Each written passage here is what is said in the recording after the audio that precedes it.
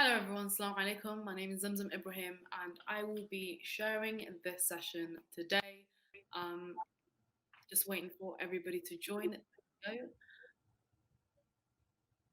Brilliant. We have a lot of speakers here today. Assalamu alaikum once again. My name is Zamzam Ibrahim. I'm welcome to Palestine Expo. Today's session I'll be sharing is on the Black Lives Matter movement and Palestine, connecting the two struggles. And we are joined by some incredible guests today.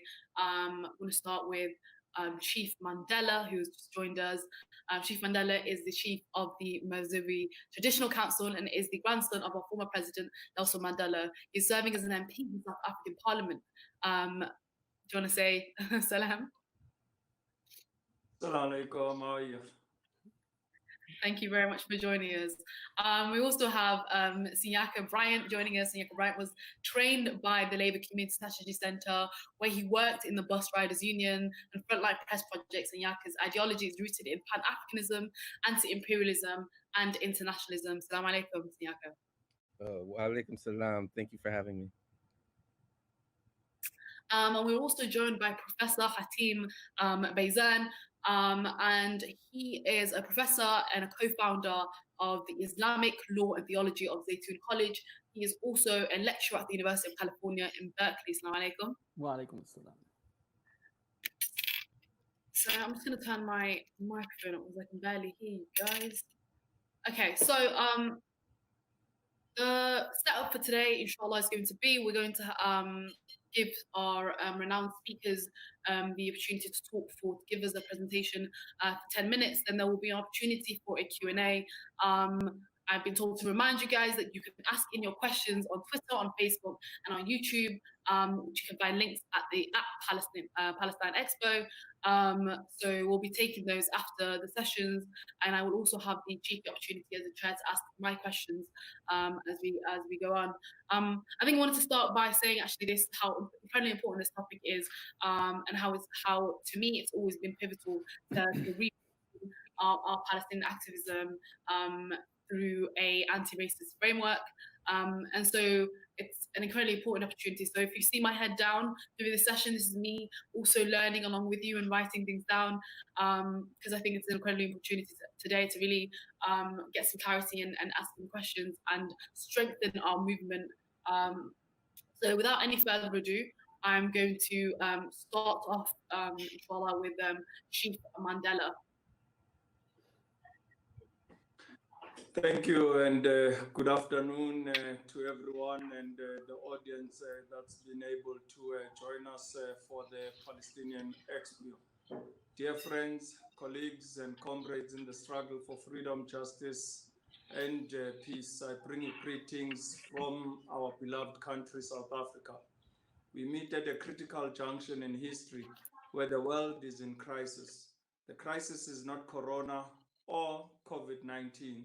The pandemic is only exacerbating or accentuating the deep-rooted crisis of conscience that humanity faces as a collective.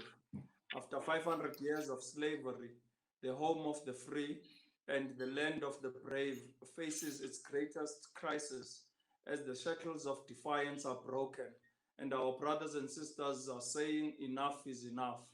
Down with racism, down with discrimination, and down with bigotry, down with inequality, and down with institutionalized poverty, and down with hypocrisy. The question is, are we going to make it count this time, or will the crisis conscious lull us back into sleep as it has done generations after generations since the generation of Martin Luther King and Malcolm X and the civil rights movement of the 1960s? Sometimes through apathy, sometimes through gross materialism, but mostly because we forgot what it means to be your brother's keeper. In 1948, they came for the Palestinians and the world was silent. They split the bellies of pregnant women, raped, plundered, and maimed and terrorized villages after villages, towns after towns, driving them out of their homes and laying siege to their lands. The world was silent. Then they came for Kashmiris, and the world was silent. They staged coup after coup and regime change after regime change in Latin America, and the world was silent. They invaded Cuba and still blockade it to this day, and the world remains silent. They bombed Iraq to smithereens, and it didn't matter. They bombed Afghanistan, Syria, Libya, Yemen, and mangled bodies of little children. Didn't matter. Now they are about to wipe out of history Palestine from the map, and we have to decide, are we going to make it matter? Are we going to allow them to take away 50% of Palestinians' arable land and food basket of Palestine? The unity of the oppressed people of the world and the victims of ethnic cleansing, genocide, crimes against humanity is born not of expediency or convenience. It is born of the principle of international human solidarity. It is born of our collective experience of bondage, occupation, victimization, and trauma. It is born of our resilience and commitment to freedom, justice, and equality. As South Africans, we walked this path of occupation, state repression, land grabs, and dispossession for more than 350 years. Our experience mirrors that of the Palestinians as the racist apartheid regime came to power in 1948 that saw generations after generations rise in rebellion and protest. They killed us, they incarcerated us, and they drove many of us into forced exile. For decades, the two apartheid states, South Africa and Israel, cooperated. They were bolstered in their cooperation by generous support from the USA and UK governments and other Western powers. The generation of the 60s in South Africa took up the armed struggle in the face of rising state brutality and repression, led by none other than our Commander-in-Chief, Nelson Rolihlahla Mandela. The generation of the 70s and especially the youth of the 1976 stood up to face state repression and paid a heavy price, just as the student protest of the 80s and 90s rendered South Africa ungovernable. In all of this, we fortified by the unity of the oppressed in the mass democratic movement, the external resistance and armed struggle and mammoth role played by the Free Nelson Mandela campaign and the global anti-apartheid movement, mobilizing on every continent for our freedom and liberation. So when I'm asked about Black Lives Matter, supporting the Palestinian struggle, I'm telling you this is not an academic question. The name George Floyd is now on everyone's lips, but I tell you that when Mike Brown put the struggle of black folks back on the agenda in 2014, Palestinians were already offering support and advice to protesters on how to deal with police violence and brutality. On August the 9th, 2014, Mike Brown was shot and killed in Ferguson, Missouri, by a police officer. His murder and the lack of an indictment against his killer highlighted the epidemic of police brutality and militarization against Black communities in the USA. Mike Brown lifted the Black liberation struggle into the public eye again. Black Lives Matter became a rallying cry across the country, and protesters took to the streets, often met with militarized police responses and tear gas.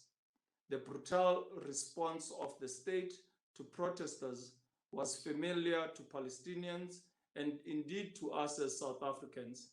Facing violence from occupying forces, whether in Palestine or Ferguson, forges a mindset that demands resistance and standing up for one's community.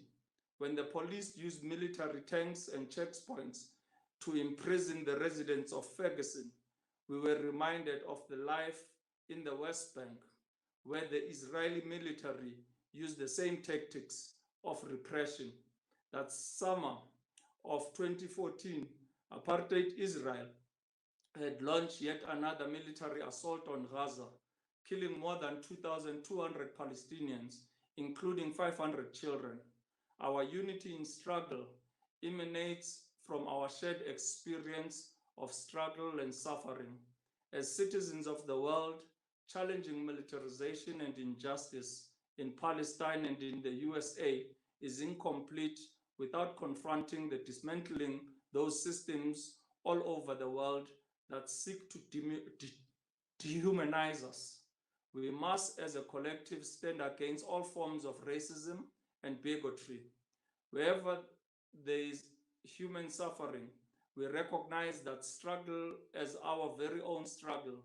Human lives matter, and therefore, in the same time of deep crisis, we must unite in solidarity. We salute our brothers and sisters, the heroes in the Black Lives Matter movement, for flying the Palestinian flag.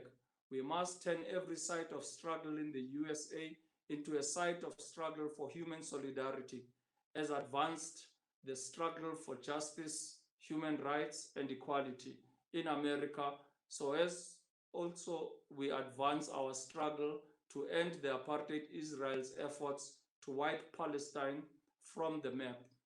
Today, we call on all our comrades in the Black Lives Matter movement to join us and all freedom-loving people in the international solidarity movement over the world in opposing the annexation of the West Bank and the Jordan Valley. We call for an immediate isolation of apartheid Israel, just as the world united to isolate apartheid South Africa. It is time to intensify the boycott, divestment, and sanctions campaign against apartheid Israel. We demand the International Criminal Court investigates apartheid Israel's war crimes and crimes against humanity, against Palestinians. We must put an end to apartheid Israel's genocide and ethnic cleansing in the occupied territories. At this time of profound crisis in the world, we must ensure that the voice of Palestinians suffering under the Zionist occupation is not muffled or stymied.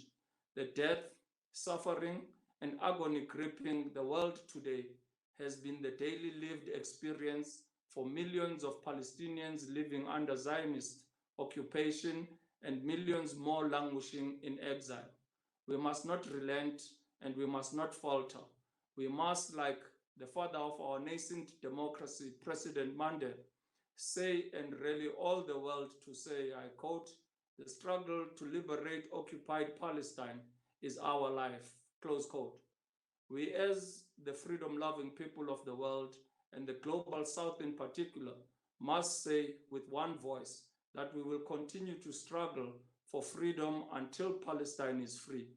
We therefore call on all South Africans and our government, in particularly as led by President Cyril Ramaphosa, to use our position as the chair of the African Union and its membership on the UN Security Council to exert pressure and mobilize all and sundry to stop the illegal annexation of the West Bank and the Jordan Valley.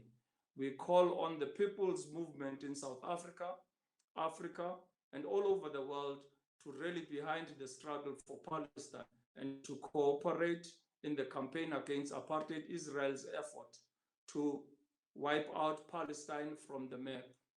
We are therefore reminded today, comrades and brothers and sisters, of the words of our hero and global icon for human rights, justice, and peace for all, Nelson Rolihlahla Mandela, who said, I quote, having achieved our freedom, we can fall into the trap of washing our hands of the difficulties that others face. Yet we would be less than human if we did so. It behoves all South Africans themselves, erstwhile beneficiaries of generous international support, to stand up and be counted amongst those contributing actively to the cause of freedom and justice, close quote. We therefore salute you in the struggle to make Black Lives Matter, and also assure you that we shall continue the struggle for a free Palestine and for a just world in which all lives matter. I thank you.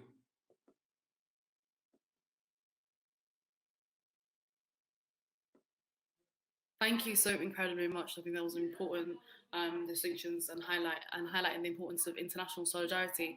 I think I'm going to go straight to Professor Hatem Beyzan. Thank you. Always yours. It's a pleasure. Assalamu alaikum, and pleasure to be with everyone. I'm speaking here from the United States, from Berkeley, California. And I always would like to remind listeners and everyone around that I'm speaking from the land of the Ohlone people. This is the land of the indigenous Ohlone people that has been settled and colonized. And we would be remiss if not to centralize the cause and the history and the struggle of the indigenous population. So speaking about Black Lives Matters in Palestine, I would like always to caution people not to use the comparisons as a way to almost engage in victimization Olympics, that our cause is more painful than others. Each cause in its own history and its own dynamics has specificity. If there is a comparison, we compare notes to what atrocities has been committed, but more importantly, we compare notes of how to resist and where are our successes and where are the meaning of our narratives and what are the stories that we narrate with each other. So I would caution anyone that engages in the comparisons to set the comparisons aside in thinking that we have suffered more than you, and actually look at trying to write our own narratives and our own history that is actually commensurate with each other. And this history has to be looked upon from a long lens. Palestine is facing a settler colonial project. And to understand settler colonialism, this is a 500-year project that has unleashed violence, that have unleashed all types of transformation around the world. And for us to understand the settler colonial project, we have to understand it was centered on 6 different axles. One, it was immediately global, meaning it covered the totality of the globe. Second, it actually connected military-industrial complex, the form of modern capitalism, pernicious capitalism, exploitation of resources, extracting raw material, and reshaping the world that we experience. Third, it is infused and structured around racism in a divide and rule tactics. So wherever the colonial project went, it structured racism, it elevated whiteness as an ideological structure, and put together a scheme of racial hierarchy that is still at the foundation of the world today. It is not surprising that one of the most widely used creams in the world is Fair and Lovely, literally asking people to burn their skin so they would actually be accepted as a human. And the modern transformation of the world through the modes of media, of Hollywood, of all these media productions that elevate whiteness as the direction for all of us to achieve, that is part of the colonial enterprise that is still with us.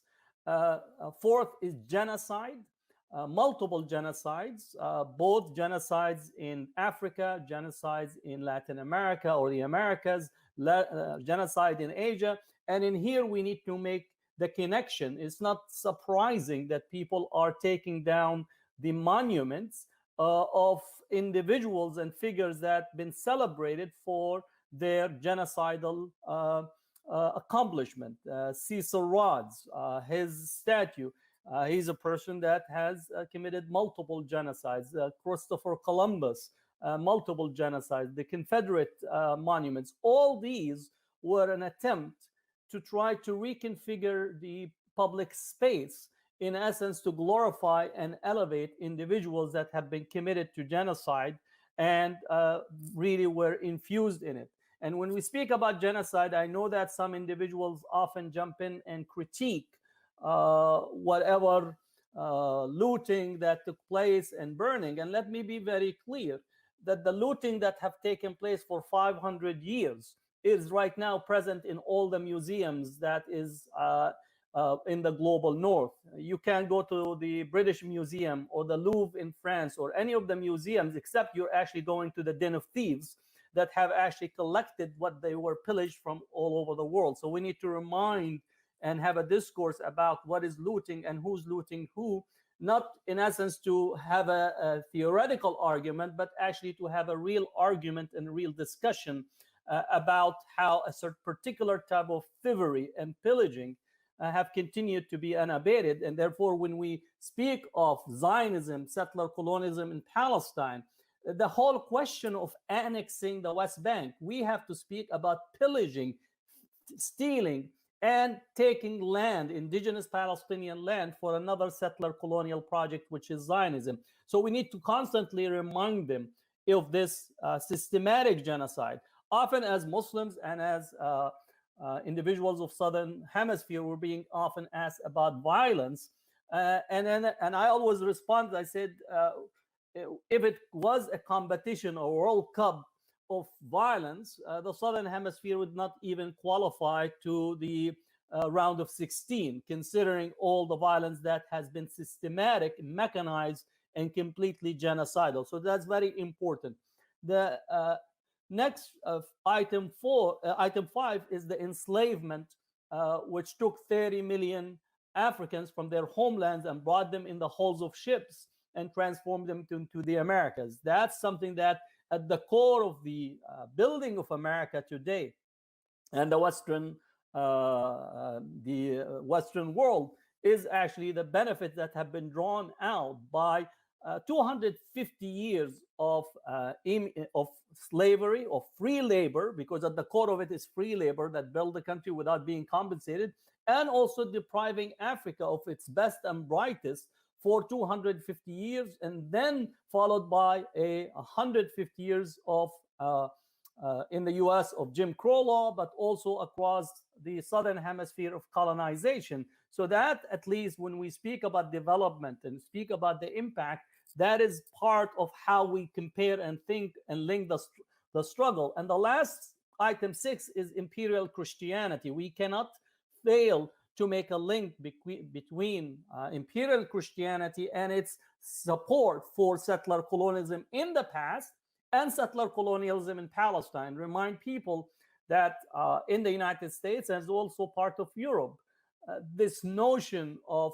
preparation for the second return, where the Christian coalition supports the Zionism not for the love of the Jewish person or the love or hate of a Muslim person. It is actually preparing the landscape for the return of Jesus, the second coming. And in this, both Arab, Palestinians, Muslims, and Jews are actually supporting actors in a theater piece that the Western world wants to birth into the world. So we need to remind people of those elements in there, that actually imperial Christianity, and I would say in generally also religion, that often gets to be deployed in these imperial projects. So we need to be aware of those dynamics that takes place.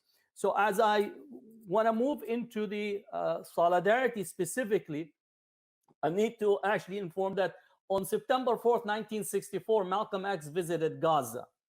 And this is very important to think about. Why would Malcolm X, coming from the halls, not only of the ships, but the halls of the prison industrial complex here in the United States, visit Gaza? Because it was understood that what the Palestinians were facing was a settler colonial project.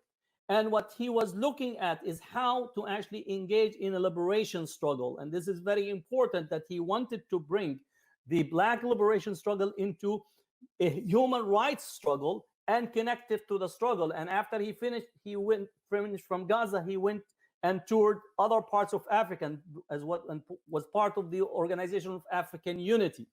Meaning the struggle for liberation in the New World has always been connected to the struggle against colonization and settler colonization in the Southern Hemisphere. The fact that some liberal forces in the West are only interested in saving trees, but not liberating the trees and the people that plant the trees is something that we have to be challenged.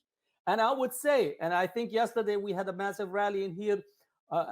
Someone actually said, if it was a dog that somebody had put their knee on the dog for 8 minutes and 46 seconds, the whole Western world would have erupted. All of the liberal forces, all of the conservative forces. But because it was George Floyd, a black man, where a black body is destined to be actually subject to elimination and erasure, now we have the contestation. When we say Black Lives Matter, immediately somebody says all lives matter.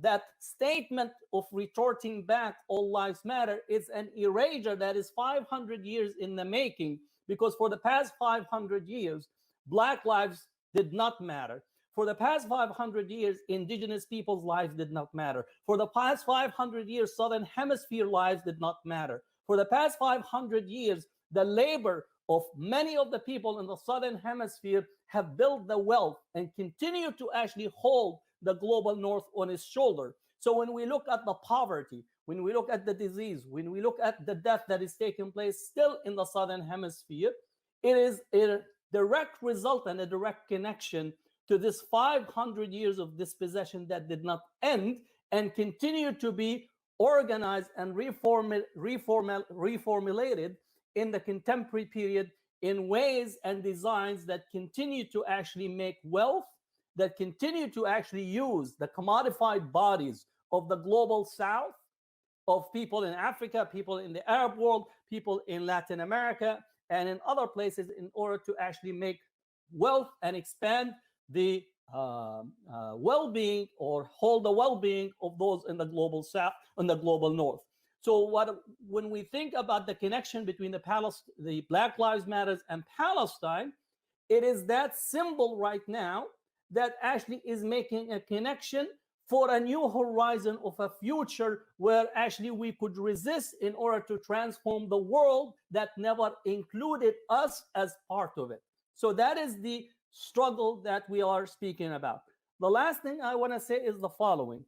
In the United States, many of those who have connected the struggle really developed in the 60s and then really solidified the solidarity between each other during the anti-apartheid movement. So I would actually credit the ANC, Nelson Mandela, and the work that went around South Africa, because at the moment that we were leading the struggle or working to end apartheid in South Africa, Israel and its liberal allies in the United States, in the West, protected apartheid South Africa, protected Israel, and also demonized those of us from the Black movement, Black Power movement, from the Solidarity movement, demonized us in such a way in order to continue business as usual. The business as usual was a settler colonial وشيطنوا كل من قام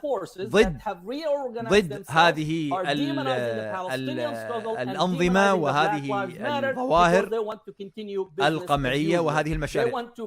Selling death machines, a death economy, and a capitalist economy that does not work for everyone, continue to have the structure of racism and continue to organize the society in ways and means that erases. فهؤلاء همهم تسليح this is the moment for us to understand this dynamic and strengthen our solidarity and make sure that we المسألة and rewrite ببساطة and rewrite into the present the future that we want to see both for ourselves and for societies in general.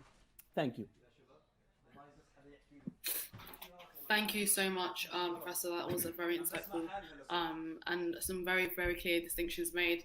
For the sake of time, I'm going to move straight on because I am very excited to be asking a lot of to really get some insight into the things that have been mentioned so far by Chief Mandela as well as Professor Hatem. So شكرا جزيلا دكتور حاتم بازيان. وننتقل الآن إلى المتحدث الثالث. Assalamu alaikum. Thank you for having me. It's a pleasure. And free the land. You know, the free the land is It's the battle cry for the new African independence movement in the United States. And I know it's also a similar battle cry for Palestinians because we're both national liberation struggles rooted against settler colonialism. The thing I want to really الأمر الذي أود أن أؤكد عليه um, هو ما ذكره الدكتور حاتم بازيان في مداخلته، أن من المهم جدا أن نفهم العلاقة بين صراعاتنا المشتركة. فنحن في أمريكا لا نناضل لأجل أن نكون جزء من هذه المنظومة، فنحن شعب نناضل ضد الإمبريالية منذ قرون من الزمن في الداخل الأمريكي. أما بالنسبة للتاريخ الذي يربط بين شعوبنا، ومن مهم أن نقدم للموضوع بأننا جميعا نناضل ضد الصهيونية كنظام عالمي يقنن للاستيطان الاستعماري ويقوم بسرقة الأرض الفلسطينية ولتقنين أيديولوجية عالمية يقوم بزعزعة استقرار حكومات حول العالم، ويقوم بدعم انقلابات عسكرية وتنظيم فرق الموت في مختلف أنحاء العالم، ليس فقط في فلسطين، بل هو نظام عالمي نكافح ضده ونناضل ضد موقف حكومتنا الداعمة للصهيونية بدون شروط.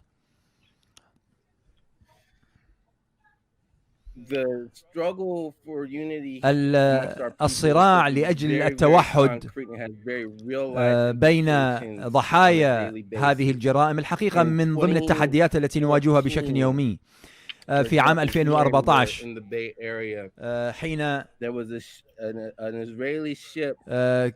كان هنا في منطقة الميناء حاولت سفينة إسرائيلية أن ترسو في هذا الميناء، فكان هناك فعقدت مظاهرة عارمة ضد وصول هذه السفينة أو رسوها، وتبين بأن هذه السفينة محملة بأسلحة جاءت لأجل إمداد قوة شرطة تقوم بقمع أبناء جلدتي. إذن تخيلوا هذا الارتباط الوثيق بين السلاح الإسرائيلي ومصنعي الأسلحة الإسرائيلية، التجارة الدولية، وكيف أن ذلك كله يؤدي إلى إزهاق حياة السود هنا في الولايات المتحدة الأمريكية. هذه المنظمات في أمريكا، المنظمات الأمنية، كثيرا ما تذهب إلى إسرائيل كي تتعلم وتتدرب على أساليب القمع. ففرق مكافحة ما يسمى بمكافحة العنف ومكافحة الإرهاب الحقيقة مارست القمع السياسي ضد حركة الفهود السود في فترة الستينات والسبعينات. هؤلاء هذه الأجهزة الأمنية تدرب في إسرائيل وتستخدم ذات الوسائل التي يتعرض لها الفلسطينيين. Zionist Israeli security forces used against the Palestinian people. هذه المسائل في غاية الأهمية الحقيقة كي نفهم الصورة بكاملها. فحين نرى ما يحدث في مينيابوليس ونرى ما يحدث في فيرغسون وننصح بعدها بأن علينا أن نرد بالشكل الحالي وبالشكل المعين المحدد وهكذا، وأن نفعل وأن لا نفعل. فهذه نفس الأساليب التي تستخدم هذه الأجهزة. إذن التضامن الذي ننشده هو الحقيقة نابع من الأزمات التي نتعرض لها نحن كبشر. فنحن نتعرض أيضا للرصاص الحي، نتعرض للغاز المسيل للدموع. أولادنا وبناتنا يقبعون في السجون، وعندنا عدد كبير من السجناء السياسيين من رموز المجتمع الأسود الذين يقبعون في السجون ولسنوات طويلة.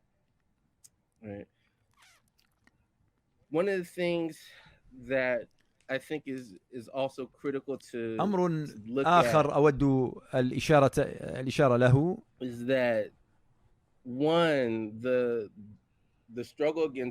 أن الصراع ضد الصهيونية وسرقة أرض فلسطين والصراع لأجل تحرير فلسطين هو أحد أهم الصراعات في العالم اليوم، حيث نتكلم عن مشروع إبادة مئات الآلاف بل الملايين ليس لهم وسيلة للوصول إلى الماء العذب أو مياه الشرب، ولا يستطيع التحرك والتنقل بشكل حر، والسماح لمواطنين أمريكان كونهم يهود أن يذهبوا إلى إسرائيل كي يستعمروا الأرض ويحتلوها، أمر يقوم بتدمير حياة أناس وتدمير بيوتهم وأراضيهم وسرقتها. حقيقة هذا أمر مخجل، وهذا الأمر لم يحصل فقط في عام 1948 بل هو مشروع ماض منذ قرون من الزمن ولا يزال يستمر حتى اليوم. وأجد من الضروري جدا أن نفهم جميعا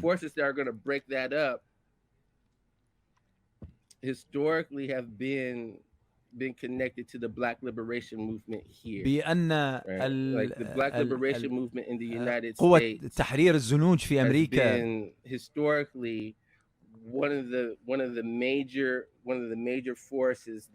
باتت إحدى أهم القوى المجتمعية التي شكلت تحدٍ كبير للأجهزة الأمنية وكذلك الأطراف السياسية، وباتت حليفاً استراتيجياً لمضطهدي العالم أجمع.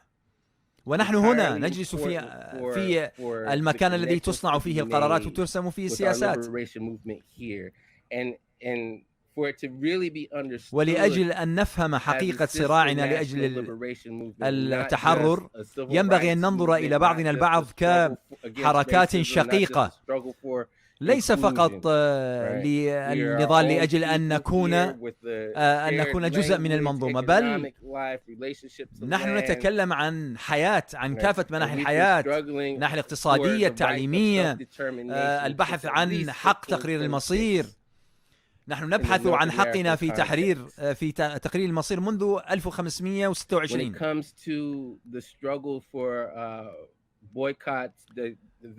بالنسبة للبي دي اس أو الحملة العالمية للحظر والمقاطعة، هذا الأمر نمارسه منذ حوالي 3 إلى 4 قرون، ونبقى ندعم مثل هذه الوسائل لأجل أن دعما لحقوق الشعب الفلسطيني.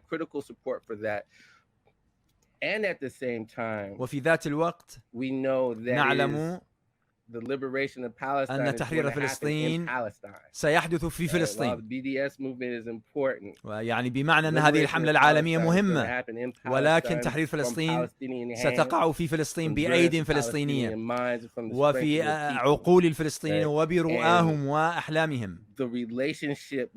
العلاقة بين المنظمات الشعبية في فلسطين التي تتعامل وتكافح الاحتلال الصهيوني وعلاقاتها مع الحركات الشبيهة في الولايات المتحدة الأمريكية والتي تنوي أو تريد أو تهدف إلى التحرر من ربق العنصرية، هذه العلاقة المصيرية بيننا نستطيع أن نصنع منها زخما هائلا.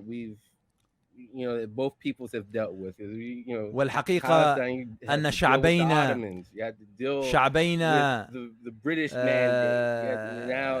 تعامل مع هذه الظواهر على مدى عقود من الزمن.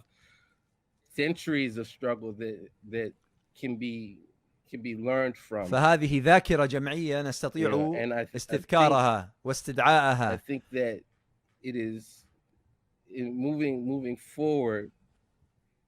moving forward things وكي نمضي قدما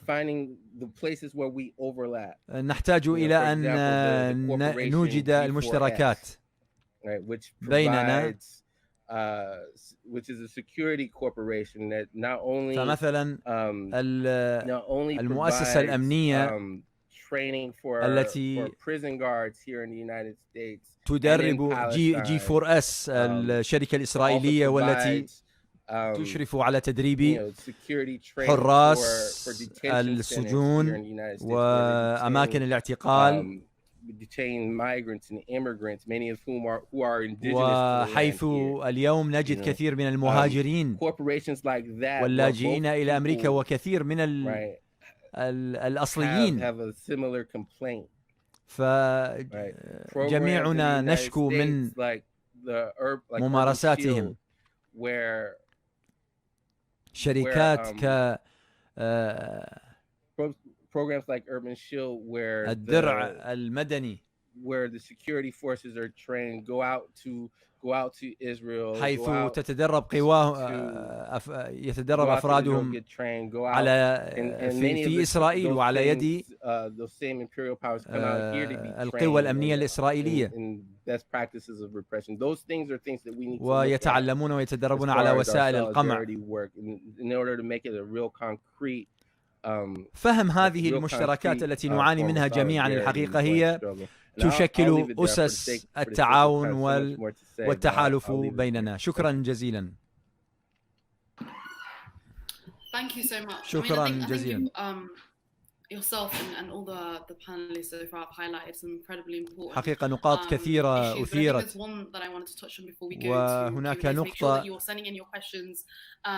أود الإشارة لها بينما نستقبل أسئلتكم من خلال المنصات المختلفة، فاطرحوا ما شئتم من الأسئلة.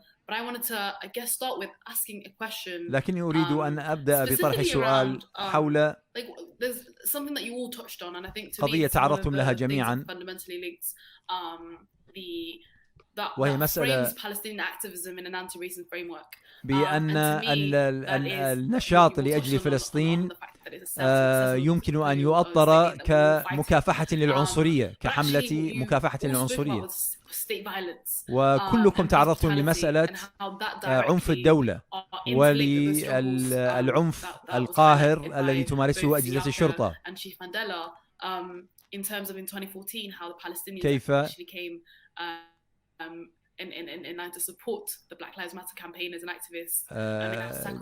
قام الفلسطينيون بتقديم الدعم لحياة السودي مهمة.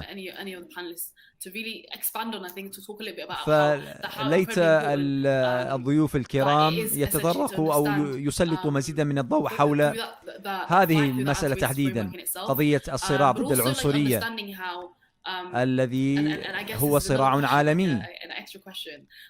وربما والسؤال وخاصة في نشاط دعم فلسطين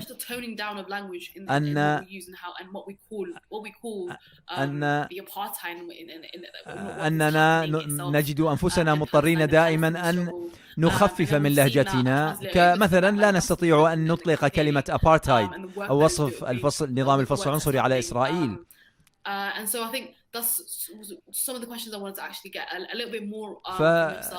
فأرجو أن أسمع منكم مزيدا وبشكل مختصر كي نتعرض لبعض الأسئلة التي وصلت من المتابعين. Chief Mandela, seeing as though he spoke first. تفضل شيف مانديلا. All right. I think in the nature and the form of settler colonizers.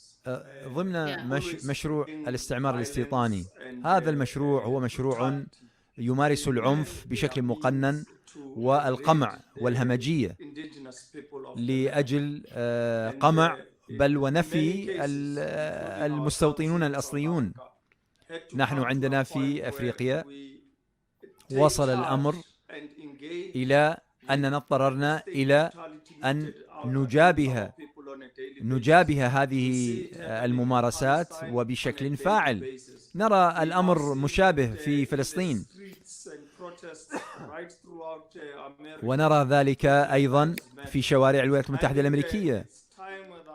وأعتقد أنه حان الوقت أن يتوقف العالم، أن يبقى مشاهدا وكأنه لا يعنيه الأمر، بل على جميع الشعوب أن تصدح بمطالبتها أن يمارس الناس جميعا بشكل فيه عدالة ومساواة وحرية وبكرامة. جميعا نرنو إلى أن نتخلص من أنظمتنا الاستبدادية والقمعية، وأن نبدأ بتنظيم حملات مكافحة هذه الممارسات المجرمة من خلال التعاضد والتحالف مع بعضنا البعض والتعاون. شكرا جزيلا.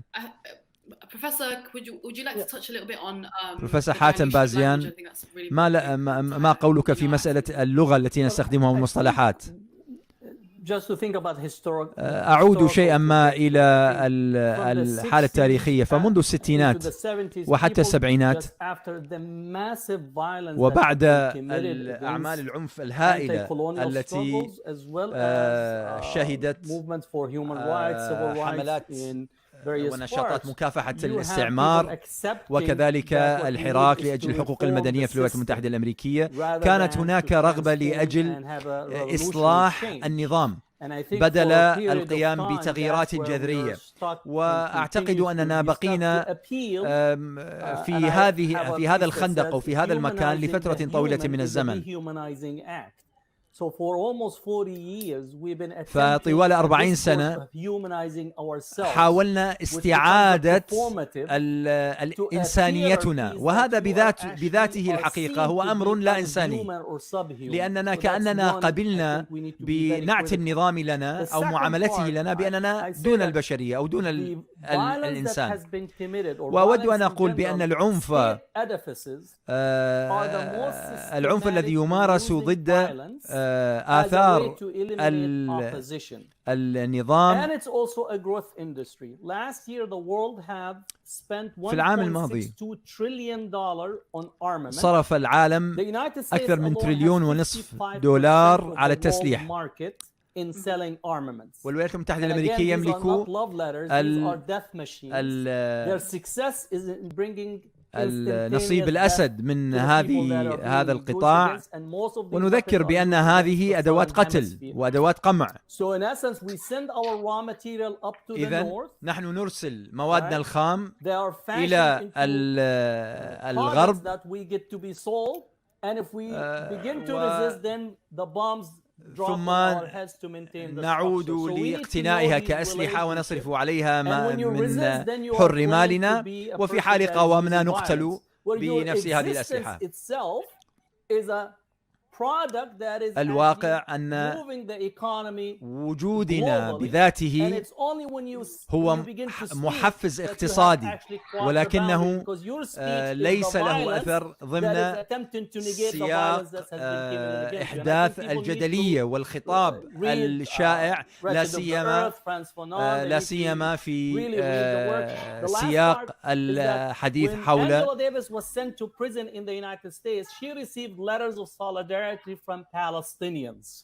حينما سجنت الناشطة السوداء في عام 1964، حينما أرسلت إلى السجن تلقت رسائل دعم من فلسطين. إذن ففهم النضال المشترك والصراع المشترك حقيقة هو فهم قديم، وهو يأتي من الطرفين. فالواقع هو أن الصراع هو صراع محاولة تغيير موازين القوى. Thank you. Siaka, is there anything you wanted to add to سياكا، هل لديك ما تضيفه؟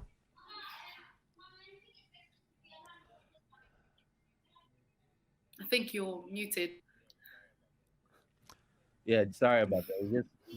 ينبغي أن نتكلم بشكل واضح حينما نتكلم عن الإبادة والقتل. لا نستطيع أن نخفف من اللغة، ولا نستطيع أن لا نتحدث الحق. فحينما تحدث إبادة جماعية ينبغي أن نسميها إبادة جماعية فقط. ممتاز. 100%. I think for me, one of the things that I've seen أجد النشطاء السود يتكلمون حول really like to hear both Siaka, actually all of the panelists' opinion on this, but actually the view on this is often the أن نظام الفصل العنصري في جنوب أفريقيا ومقاربته بالنظام الصهيوني في فلسطين. If anything, an explanation as to why the Palestinian struggle is so inherently وهذا من محددات أهمية الصراع الفلسطيني ضمن الصراع الدولي أو العالمي ضد العنصرية. ولكن هل من المفيد الحقيقة جعل هذه المقاربات؟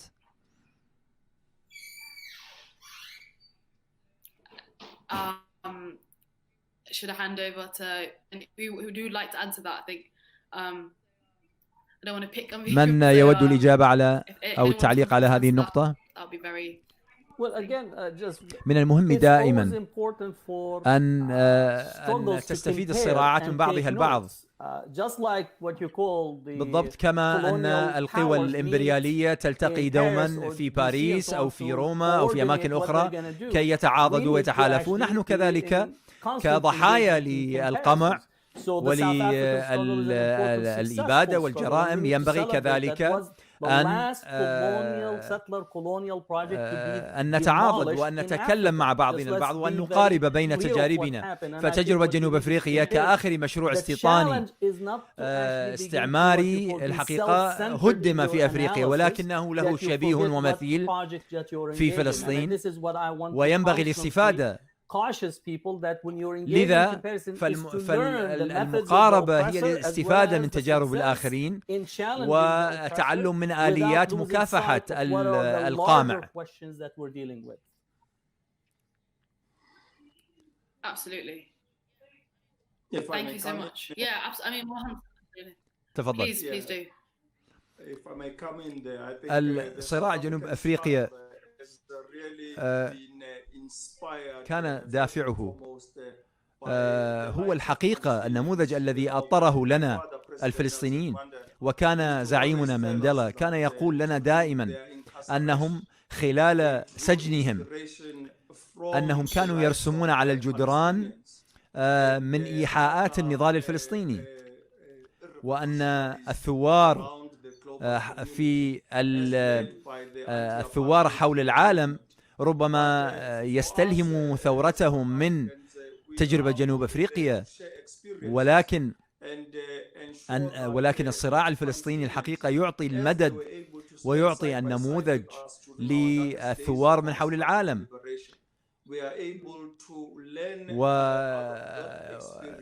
وكافة الثوار حول العالم الذين يعني يستفيدون من نماذج الصمود التي يؤطرها الشعب الفلسطيني بشكل مستمر.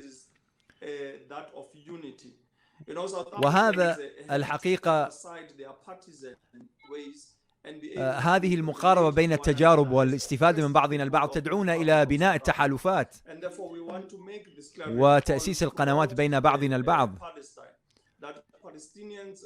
فعلى الفلسطينيين أن يتحدوا على كل المستويات، المستويات العمرية والفئوية والمجتمعية،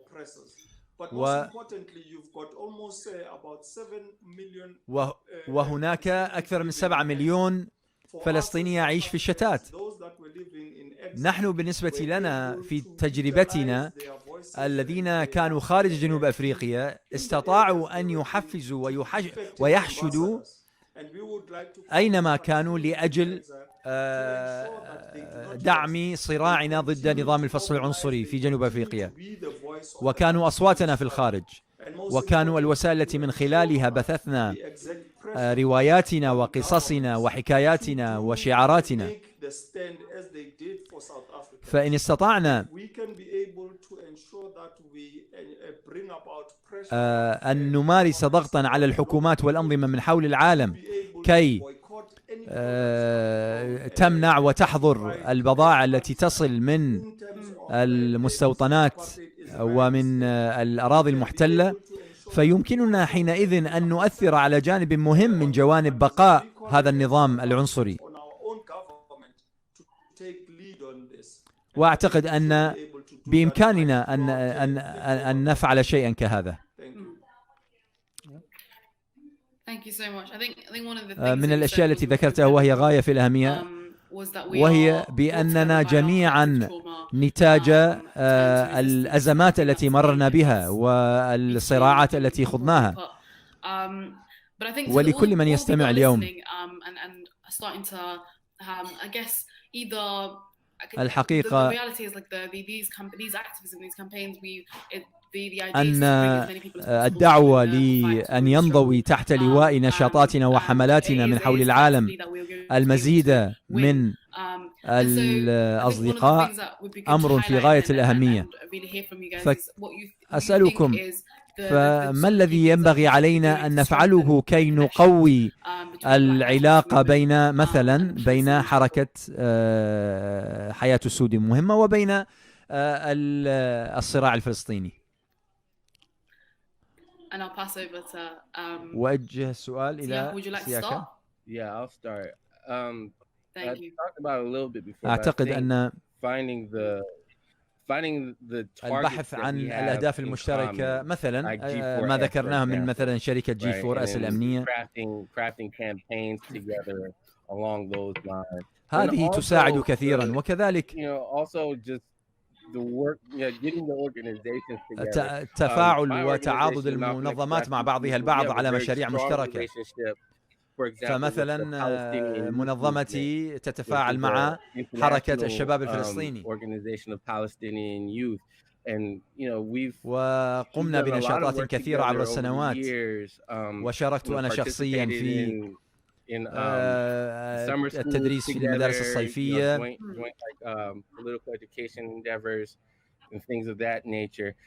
ولكني أعتقد أيضا أن علينا أن نجد طرقا لأجل تقوية التعاضد والتحالف بين أطراف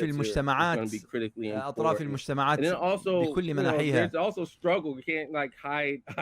ولكن الحقيقة القاسم المشترك الأقوى هو الصراع المشترك، وهذه تربطنا كما لا يربطنا شيء آخر.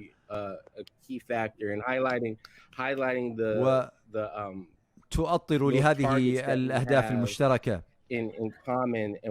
وآليات العمل المشترك.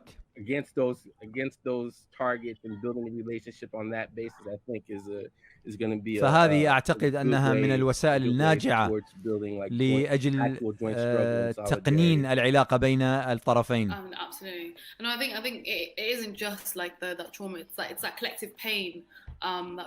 فعلا الألم المشترك هو الذي يجمعنا من حول العالم.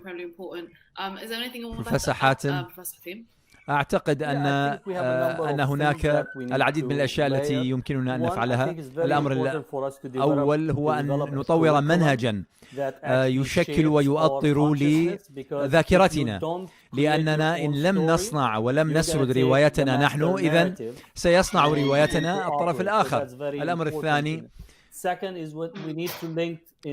ينبغي أن نتعاضد في حملاتنا وأن نستفيد من بعضنا البعض، إن كانت حملات المقاطعة، إن كانت في توجيه الحملات ضد الشركات الأمنية، قضية مثلا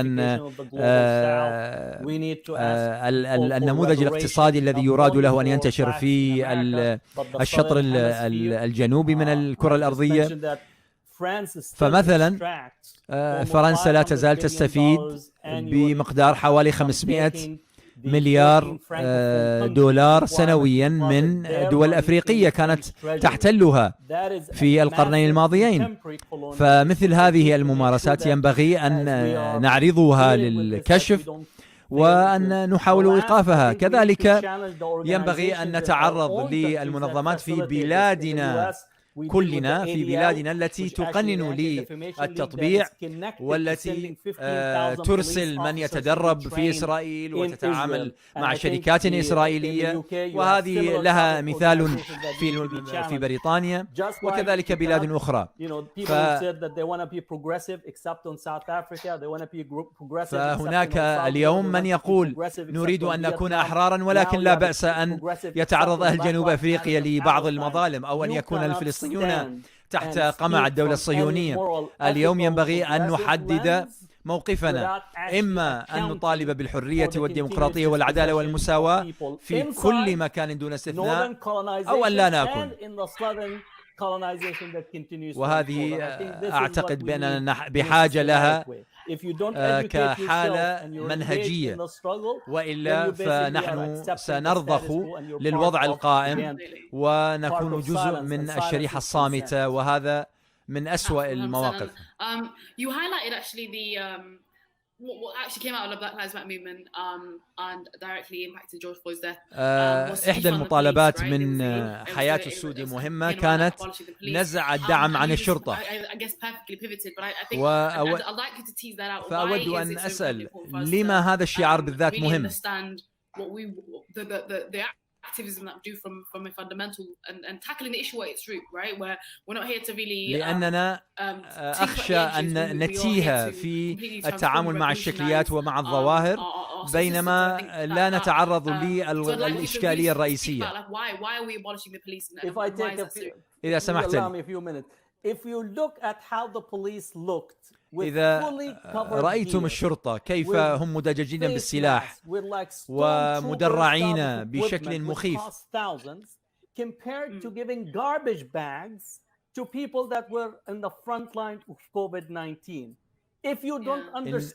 وكانوا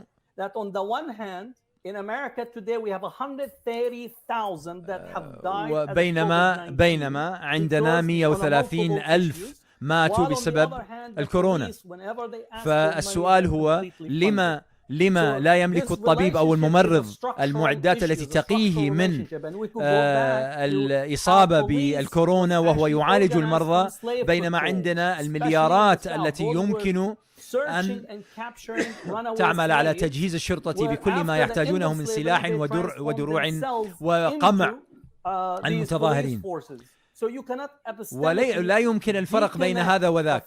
لا يمكن أن نفرق بين الأموال الطائلة التي تغدق على الأجهزة الأمنية بينما يعني لا تصرف عشر معشارها على الخدمات الصحية التي تنقذ حياة البشر.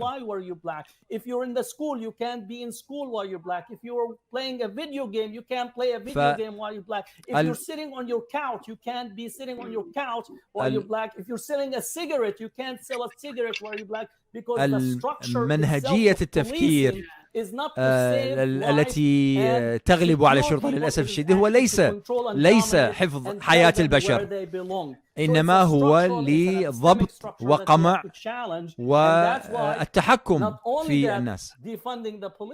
فليس الأمر فقط هو في إيقاف الدعم للشرطة، بينما هو لتوزيع هذا الدعم على المناحي المختلفة من حياة المجتمع حتى يتحقق ما نربو ونصبو إليه من مساواة وعدالة وحرية للجميع. Thank you. I wanted to actually أود أن أسأل في المملكة المتحدة حينما قامت حملة حياة السودي مهمة تعرضوا للنقد من قبل كثير من الناشطين السود، وشخصيا لم أتوقع هذا النقد الذي جرى، لأن حياة السودي مهمة أبدأ التعاضد والدعم لفلسطين. فهل هناك شيء مقارب لهذا أو شبيه لهذا في الولايات المتحدة الأمريكية الأمريكية؟ ولماذا تعتقدون أن وجد بعض النخب المفكرين السود وغيرهم ممن وجد عيبا في إعلان حياة السود مهمة تعاضدها مع القضية الفلسطينية؟ بشكل ينبغي أن نتكلم أكثر حول قضية العنف الشرطة، وكذلك أن نجعل الناشطون في حياة السود مهمة يفهمون تماما ما هو مصدر صراعهم، ما معنى القضية التي يتفاعلون معها. فبمجرد أن الحالة التي يتعرضون لها تقع في مكان آخر ولكن ربما بنوع من التفاوت ونوع من اللون المختلف أو الشكل المختلف، إذا معناتها هي قضية بعيدة عني، كما الأمر في العراق وأفغانستان وغيرها من البلاد. هذه الحقيقة يعني مسألة مهمة ينبغي أن يلتفتوا لها، ولذلك فوجدنا بأن تاريخ حركة الحقوق المدنية في الولايات المتحدة الأمريكية أوجدت صدى حول العالم، لأن الصراع كان صراع شبيه ومقارب للصراعات التي كانت تجري في مختلف المناطق. لذا ينبغي أن تنظر له الحركة لنفسها على أنها أصبحت منصة المضطهدين، حصة الضحايا، ضحايا الإجرام، ضحايا القمع من حول العالم، وأن لا ينصرفوا حصرا إلى قضية حقوق السود فقط في الولايات المتحدة الأمريكية، بل حياة السود في أفريقيا، في الشرق الأوسط، في كل الأماكن أصبحوا منبرا لكل المضطهدين ولكل المقموعين، وعليهم الحقيقة الانصراف إلى النشاط أو الحراك الذي يدعم حالة الحقوق والحريات للإنسانية جمعاء.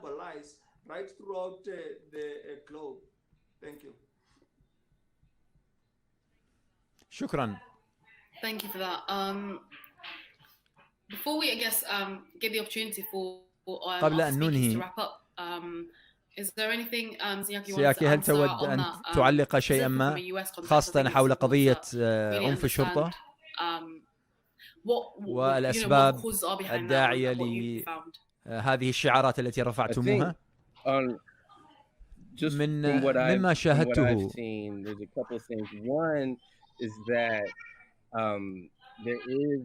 حركة حياة السود مهمة ليست ظاهرة واحدة، إنما هو شعار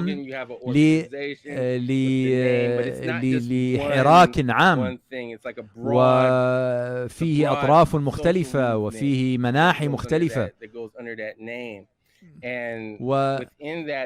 ولا شك أنه ضمن هذا الإطار العام ستكون هناك بعض التوجهات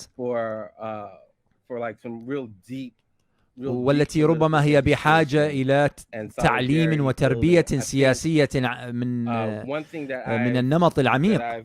ولاحظت شخصيا عبر فترات طويلة من الزمن أننا في الولايات المتحدة الأمريكية بشكل عام العمل حول مسألة التعاضد الدولي أو التعاون الدولي لا ينبغي أن يتمركز في الولايات المتحدة الأمريكية، بل يجب أن يغطي مساحات واسعة من التركيبات المجتمعية بين الحركات التحررية، ونتعلم عن تاريخنا نحن أيضا. فهناك فراغات الحقيقة في هذه الرواية التاريخية حول أصولنا وجذورنا.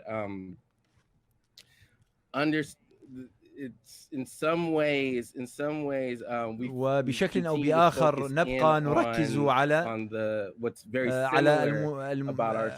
المقاربات أو المشتركات بين صراعاتنا، ولكننا لا نركز كثيرا على ما يميزنا وتوسم صراعاتنا.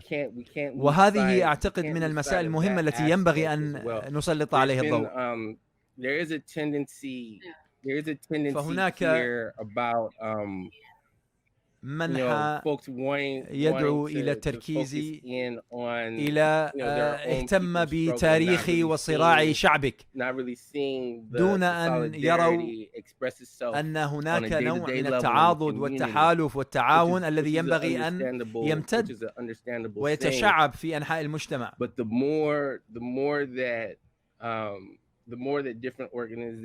ولكن كلما استطاعت منظمات وأطراف من المجتمع أن توصل رسائلها وأن تبني القنوات مع أطراف مختلفة أخرى، كلما كان الصراع أجدى وأقرب للنجاح. Thank you so much. I'm going to wrap up, but first I'm going to ask the speakers to give us one call to action. أطلب من الجميع أن يقدم لنا في الختام مقترحا عمليا يمكن أن يفعل المتابعين والمشاهدين اليوم. تفضل شيف مانديلا. شكرا. أملنا هو أن نفهم تماما الظلم الذي يقع حول العالم، وأن نتفق على مآلاته وتبعاته الفظيعة حتى نقرر كمجتمع بشري أن لا نقبل بشيء من ذلك أينما كان، وأن نقر الحقوق الأساسية للإنسان أينما كان. اليوم نحن في لحظة تاريخية يتداعى فيها البشر جميعا إلى أن ينظروا في أنفسهم، والآن أمامنا فرصة أن نكون نحن العامل الذي يؤدي إلى ذلك التغيير والتحول إلى شيء أفضل. تفضل بروفيسور حاتم. أستمر في دعوة الجميع إلى الالتفاف حول حملة الحظر الدولية BDS، وأن يقوموا بالتركيز على مناطقهم التي يقيمون بها مع عدم الانقطاع عن ما يجري في البلد بشكل عام وأبعد من البلد. فلا أطلب من السود في أمريكا أن يتحولوا للنضال لأجل فلسطين، بل أن يفهموا بأنه نضالهم لأجل حقوقهم وحرياتهم هو جزء لا يتجزأ من ذلك الصراع العالمي ضد القمع والاضطهاد. وبذلك نحن حينئذ نتعاضد ونتعاون ونتحالف لأجل إرساء دعائم القيم التي نؤمن فيها. شكرا جزيلا. سياكا تفضل. شيئين في الولايات المتحدة الأمريكية، المشاركة في حملات قطع التمويل للشرطة أمر مهم، وذلك من خلال البلديات ومن خلال الممثلين ومن خلال أعضاء مجالس النواب، ومحاولة حشد الأصوات لدعم هذه الحملات. الأمر الثاني، نحتاج أن نركز على إعادة السجناء السياسيين وإطلاق سراحهم. فشكور الذي هو قابع في السجن ويعاني من سرطان عظام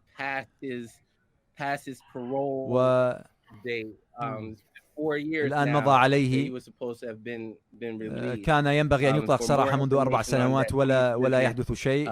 www.mutuluShakur.com وأشكركم جزيلا.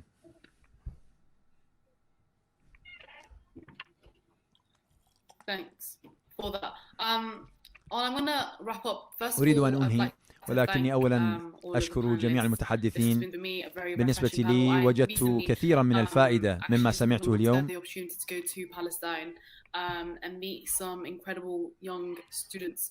And I think one of the most important things that you've highlighted أنوي is the الذهاب إلى importance of فلسطين political قريبا education and really واللقاء understanding, being able to have بالشباب multiple والطلاب students and هناك. connect our struggles and to be able to liberate ourselves. So وما that أشرتم to me إليه has been incredibly important, and it's been for me من an important reminder أن of نكون جزء how international nature of our work and من the work that we هذا do and الصراع how لأجل important it الحرية is جميعا، working across our borders and our وأن enclaves, نتجاوز seeing our campaigning issues not as صراعاتنا a singular but المحلية an والفهم interconnected بأن issue. صراعنا And العالمي that's the هو future for me of صراع anti-racist and مشترك.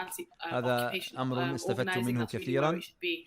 So I want to لذا really thank فأشكركم you حقا all for joining us today. And I بمشاركتكم hope لنا that you have في gained a lot. Palestine I'm Expo sure you can find 2020. our incredible speakers ولجميع on social المتابعين media and والمشاهدين other شكرا platforms. لكم. But continue to engage and continue نبقى to learn from نتواصل them. مع بعضنا البعض. جزاك الله. I'm Zamzam Ibrahim. مرة ثانية thoroughly اسمي enjoyed زمزم this discussion إبراهيم، and I'd like واستمتعنا to بهذه formally الندوة bring this session to a close. وأنهي So هذه جزاك الندوة، الله. Take care. فأشكركم شكرا جزيلا.